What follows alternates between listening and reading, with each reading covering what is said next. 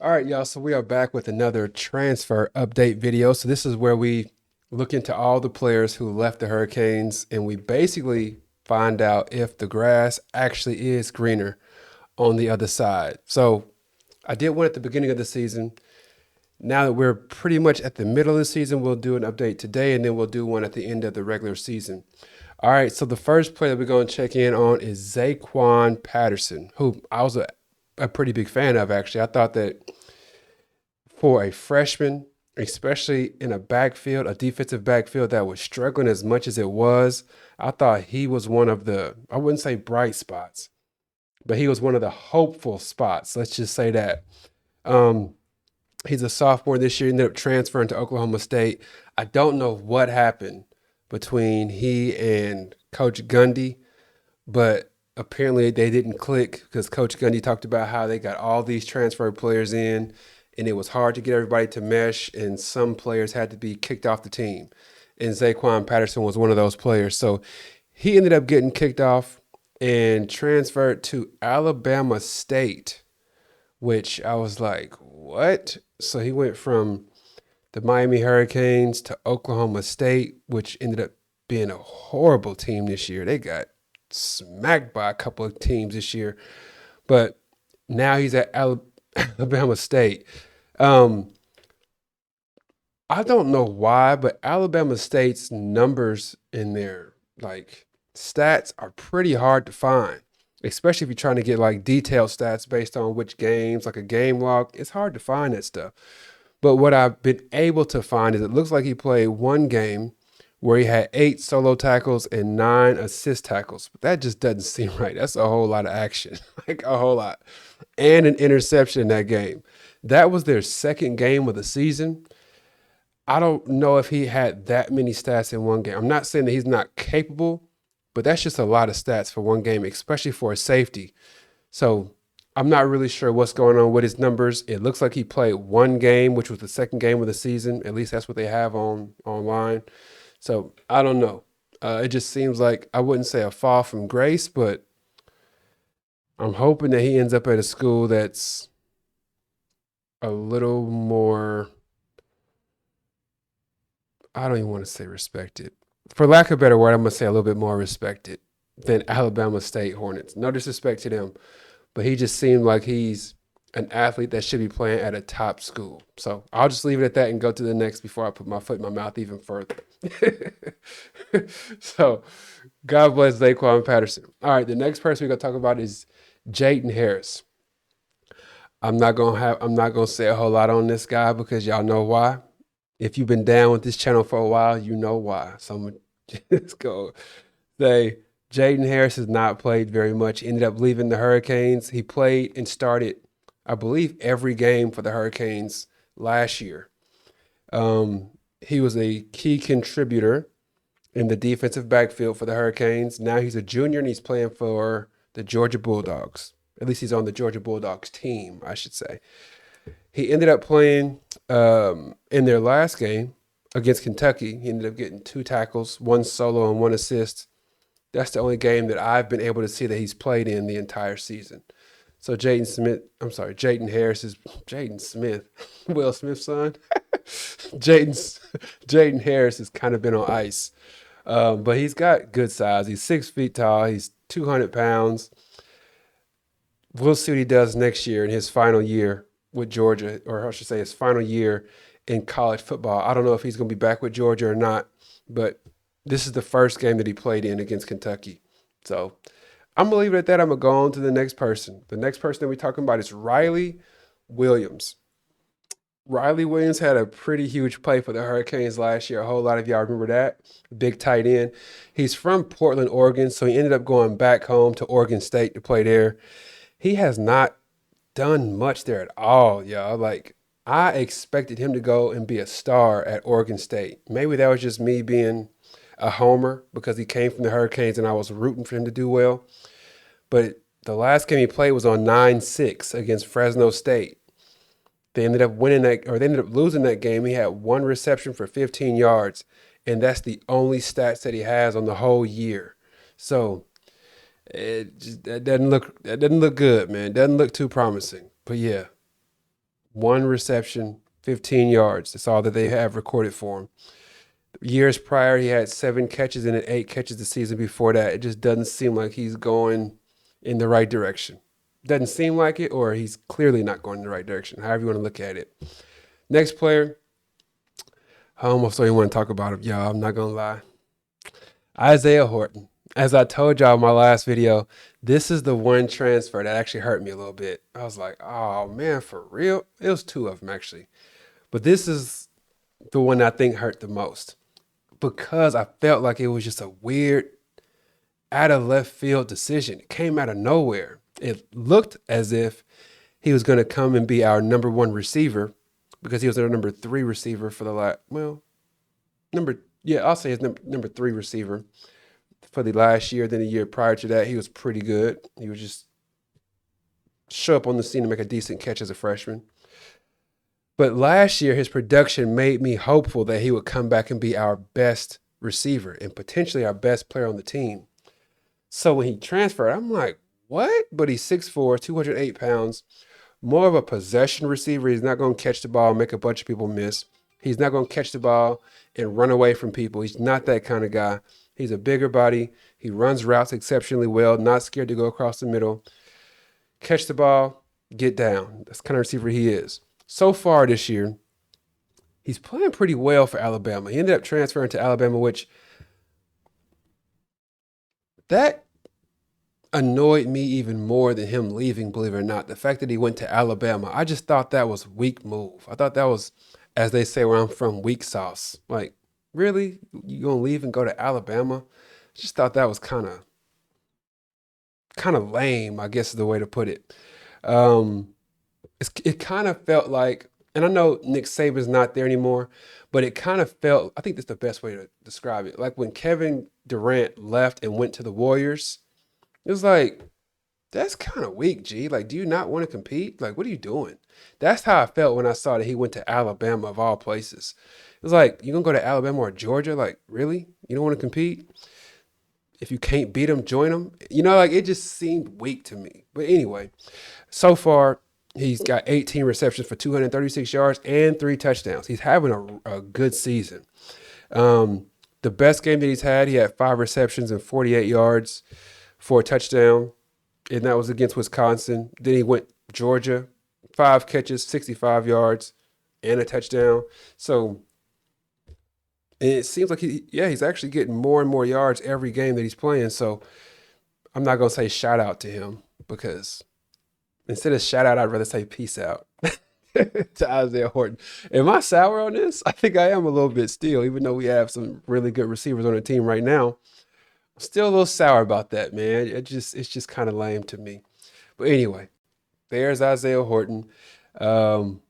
He is performing really well so far this year. The next person we're going to talk about, Kobe Young.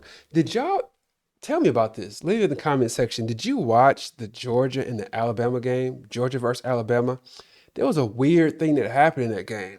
And the weird thing was I was watching it and Isaiah Horton scored a touchdown. And I'm like, dang, that's whack.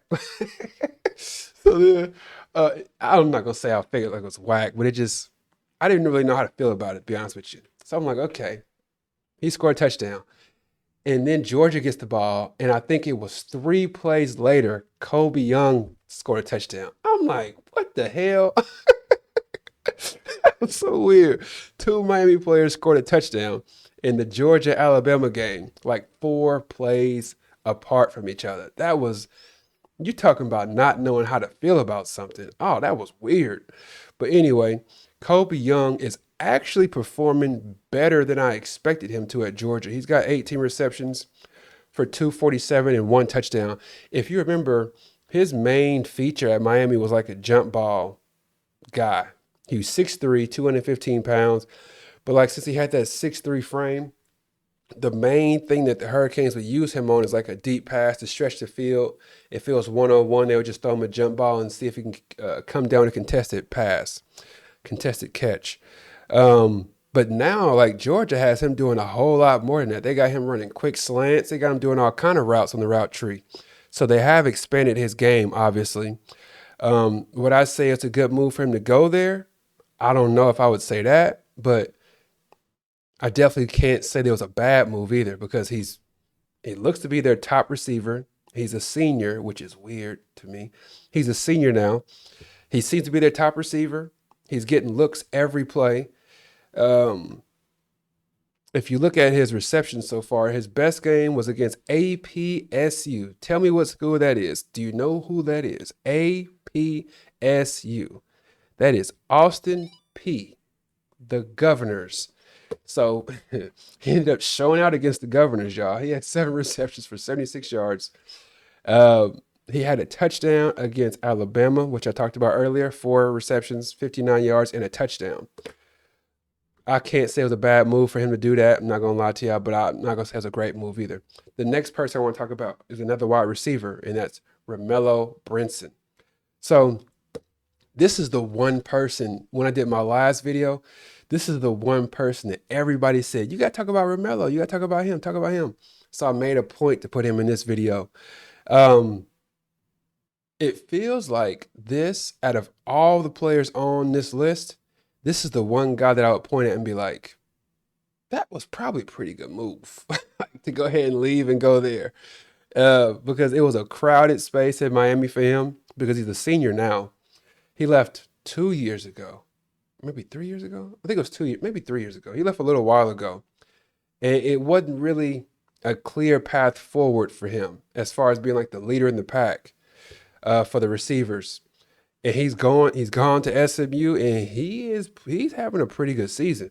So if we would just want to compare him, Isaiah Horton, and Kobe Young, like Kobe Young ended up with, he's got 18 receptions so far. Romello Brinson has 26. And if you want to compare to what we have on our team right now, Malachi Tony has 29 receptions for 375 yards and 3 touchdowns. CJ Daniels has 29 receptions for 269 yards and 5 touchdowns. So Romello Brinson, he's right on pace with those two guys, with CJ Daniels and Malachi Tony. He's got 26 receptions, 436 yards, and 3 touchdowns. This is the one, like I said earlier, this is the one person out of all the folks that have transferred that I would look at and I'd be like, it's probably the right decision, brother. Like, made a business move, and he might have made the right business move. They played against ETAM. We keep seeing them on people's schedule. They just keep getting paid to get their heads battered in.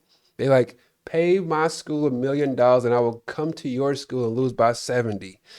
ETAM is all about that. East Texas A&M Lions. I've seen them on everybody's schedule. They just get smacked from the beginning to the end. Okay, so his best game, 7 receptions for 121 yards. Then he followed that up at Baylor, which is decent competition, 4 receptions for 126 yards. Syracuse, they won that last week. 7 receptions for 71 yards. He had 2 touchdowns in the game against Baylor. That was a 2 overtime game.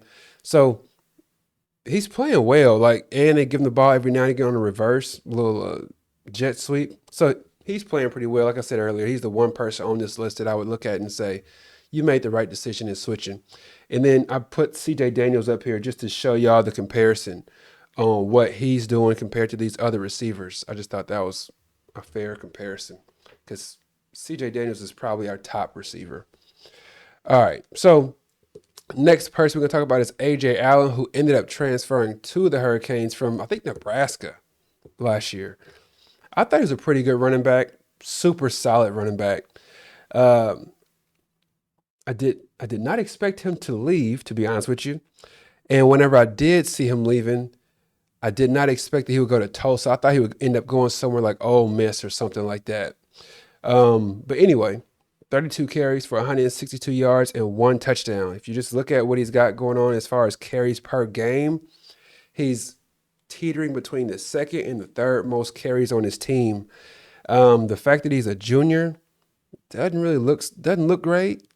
And what I mean by that, when I say it doesn't look great, I'm talking about the potential of him going to the NFL. Like, what does that look like? If you're the second or third most carries on Tulsa as a junior, the odds of you going to the NFL and having a long, beautiful career, not the greatest. And then they just been getting trounced. Like, they got beat 45-7 to Memphis, and he only got 2 carries for 3 yards in that game. You would think a team that gets blown out that bad would be like, hey, y'all, get on in there. Let's let these second string and third string guys play. Didn't happen. They played against Oklahoma State. They won 19-12. He got 2 carries for 4 yards. That's just not going to be able to do it, y'all. It's not going to do it. So, A.J. Allen, God bless you, brother. Was it the right move? Probably, because this backfield at Miami is stacked. But I don't know if Tulsa was the move. Tulsa just does not seem like it was the move. Tulsa, y'all, can you even tell me what Tulsa's mascot is? I hope you didn't read it on the screen. What is Tulsa's mascot? Leave that in the comment section. If you are a true football fan, you probably know what it is. I'm kind of drawing a blank on. I know what it is. So yeah, let me know in the comment section if you knew what the Tulsa mascot is. Okay. Chris Johnson Jr. Remember when I was talking about Isaiah Horton and I said this was the one player that hurt me? And I said, no, actually it was 2 players. This is the second player. Hurt my soul when I saw that he was leaving, mainly because I thought it was like an emotional decision that didn't make a lot of sense. He was a freshman, for one. He's super fast, lightning fast, maybe the fastest player in the ACC. So my thought process was, brother, stick around for another year. You're going to find your way on the field. They're going to put you out there in one way or another. If not next year, for sure your junior season. I just feel like him going to SMU was an emotional decision. You know how these SMU coaches are, man. They begging every University of Miami player. As soon as they come off the field, their phones are ringing off the hook by SMU folks. That's got to be what the case is, because they continue to get Miami transfers. And that's why when we beat them this year, I'm going to throw a big old party. I'm going to be so happy when we beat them clowns. Like, I'm tired of them.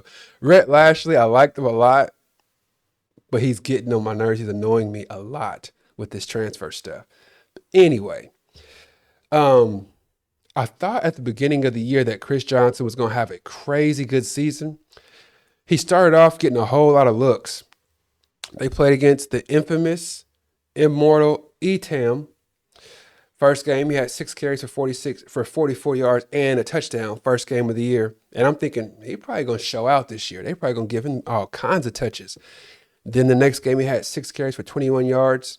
And he got 2 receptions for 31 yards. So when I saw that, I was like, oh, yeah, they're going to try to get him involved as much as they possibly can. But since then, it's just been not much more than what he did in the first 2 games. I thought they'd ratchet him up when actually they just kept him at level and dropped him down a little bit. 6 carries, 6 carries, 6 carries, then 5 carries, and then against Syracuse, 0 carries. I thought maybe he didn't play against Syracuse until I saw his receiving yards, and he got 1 reception for -2 yards. So he did play. He just got no carries in that game. So was this a great move? It does not look like it so far. Does not look like it so far. Here's another question for y'all in the comment section. If you were the coach, if you were Coach Cristobal, and Chris Johnson messaged you at the end of this season and said, Coach, I made a bad decision. I want to come back and play for the Hurricanes. Would you allow him to come back and play? Let me know in the comment section. We have an employee recently, a supervisor that worked in our businesses. You know, I own a few businesses, and I had a supervisor that told me the day before, hey, I got to move to Oklahoma. I'm leaving. I can't keep working. I'm moving to Oklahoma. And he just left. I was like, oh, shucks. So I asked my brother, would you allow him to come back and work for us? And my brother said, hell no. And he did good work, and I was on the same page. Once you leave, we're done, baby. Like, if Chris Johnson asked me and I was the coach, I'd be like, sorry, son, like, not happening for you. It's not happening. You're not coming back and playing for me. That's just my mentality. Yeah, that's just me. Anyway, next person I want to talk about is Reese Poffenbarger, a player that I actually believed could have helped us this year. And maybe I was dead wrong on that. Because Reese ain't doing too much. Not much at all. Let's look at his game log. His game log is just a bunch of zeros. No disrespect. Um, yeah, a whole bunch of zeros. Just look at it. He played against LIM. LAM, let me know what you think that is. What is that abbreviation? Do you remember that from the first video we watched? Anyway, against LAM, they lost, or I'm sorry, they won 51-0. He went 0 for 2 and had 4 carries for 20 yards. Remember, he transferred from Albany. So he was moving up from that division, playing for the Hurricanes, and then he ended up going over to North Texas now. And then he played again against the fake WSU. The real WSU, for anybody who's wondering, is Wichita State University. That's the real WSU. That's my alma mater. This WSU is the fake WSU, which is Washington State. They are trash. Anyways, North Texas ended up smacking those kittens around 59-10, and Reese Poffenbarger was 5 for 5 for 36 yards. That's all she wrote for him, man. On the whole season, that's all she wrote. And apparently they just finished playing against USF, where USF scored a whopping 63 points. Have mercy. I need to go watch that game. It's 11 p.m. here in Kansas. So I'm going to go upstairs and watch this. Hopefully the wifey's already asleep so I can just watch it in quiet room and whatnot. No disrespect to the wifey. All right.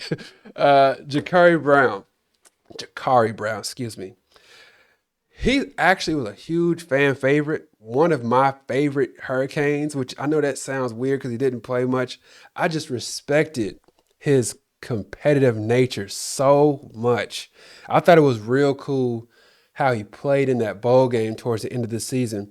And maybe it was because he just didn't have a lot of interest from other schools and he was trying to get some more film out there. Maybe that was the case. But I just thought it was kind of cool because it looked like we didn't really have a starter for the following season. And he was like, yeah, I'll play in the bowl game. Sure, put me in.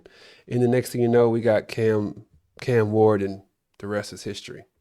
But this is another one that confused the heck out of me. And again, maybe it's just wishful thinking or it's just a homer mentality where I'm just like assuming that everybody that played for the Hurricanes is really good. I just expected Jakari Brown to go to UCF and just take that program over. I expected him to go there, be QB1 from day one, and just lead that program. I'm not going to say I expected him to win the Heisman or anything crazy like that, but I just expected him to be QB1 from the day he stepped foot on campus. And that just didn't happen. That was last year when he got there, and he hardly played at all last year. And then this year, you see he's got 97 yards, 1 touchdown, and 1 interception. He played against NCAT, which I'm going to guess that's North Carolina A&T. Let's see if I was correct. Yep, North Carolina A&T Aggies. So he got 2 completions for 3 attempts, 15 yards, 5 carries for 106 yards. Lord have mercy. He had a 60-yard run. Golly. They beat North Carolina, who, y'all, if you know of any help anywhere in the United States for any type of service, it needs to go to North Carolina. They need all the help that they can get. They are trash cans. That program, Bill Belichick, God bless him, I don't know what he got going on. Like him and that girlfriend of his doing some weird stuff, and they are ruining that program.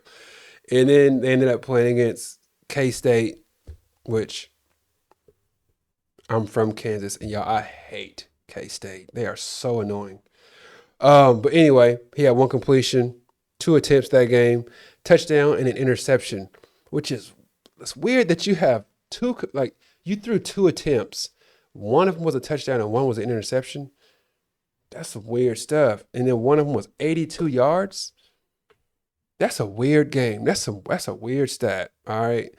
And then the only other person I really was going to look into was Tyler Van Dyke, but he still got the injury where he tore his knee up at Wisconsin.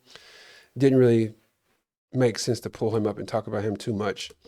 But anyway, that's all the folks that I wanted to talk about. I did not care to speak about anybody who transferred to Florida State because I just think that's worse than going to Alabama. So any defensive lineman that went to Florida State, transferred there, and it's actually doing well as far as the draft projections go. I don't really care to speak about them because they went to Florida State, and that's hella whack. So, yeah, that's all the folks that I wanted to talk about in this video.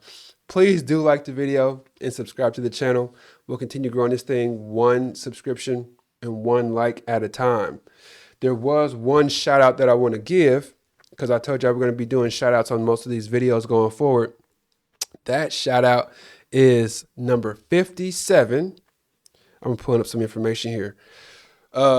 He was number 57, a defensive end for the Hurricanes. I believe he was drafted in 2011, and I believe he was drafted by the Kansas City Chiefs, if I'm not mistaken. So who is that player? That player that I'm talking about is one of my favorite Hurricanes, and it is Allen Bailey. Shout out to Allen Bailey. I think he played like 12 years in the league. He got him a nice career out of nowhere, got out the mud. So shout out to Allen Bailey. Do y'all remember him? I was a huge fan of his because he just snuck up on me. I didn't really know much about him when he started playing for him. And I'm like, who is that dude? And he ended up being like maybe the best player on our team for one of those years. So anyway, that's all that I got for y'all, man. Thank you for watching the video. Take care. God bless. Peace.